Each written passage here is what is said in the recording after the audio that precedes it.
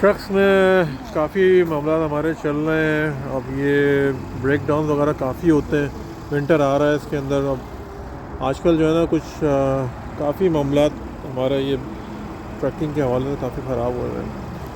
तो अब मेंटेनेंस के अंदर जो है ना यहाँ पे पैसा बहुत खर्च होता है ट्रक्स के अंदर। तो पार्ट्स बहुत लेबर महंगा है, लेबर बहुत महंगी है। अब जैसे ये गाड़ी में मोबाइल मैकेनिक आया हुआ है तो इसके अलग चार्जेस होते हैं। तो प्रॉब्लम क्या है कि ये जो है ना उस तरीके से आपका इस बिज़नेस के अंदर बिज़नेस भी आपको करना है, जॉब पे भी आपको रहना है। तो ये ब्रेक डाउन जो है ना ये बड़े मामला होते हैं काम के ना, क्योंकि आजकल जो है ना कनाडा के अंदर काम का बड़ा मसला हुआ है। मतलब शॉर्टेज ऑफ वर्क बहुत ज़्यादा है और काफ़ी जो इस बिज़नेस से जो लोग वाबस्ता हैं ट्रक से, वो आउट ऑफ बिज़नेस हो गए इसमें ऑलरेडी। यानी वो बिज़नेस से, ट्रकिंग के बिज़नेस से आउट हो गए।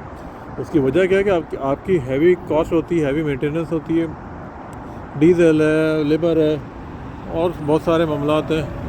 तो उसमें जो है ना फिर मामला बड़ा ख़राब हो जाता है, तो काफ़ी हैवी मेंटेनेंस जो है ना आपकी होती है।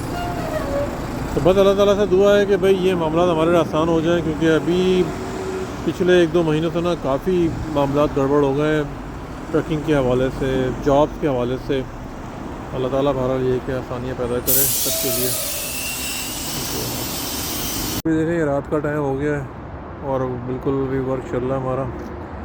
जो ट्रक की मेंटेनेंस है वो बेचारा काम कर रहा है, सर्दी है और यहाँ पता नहीं भी कितना टाइम लगेगा फिक्स करने के अंदर।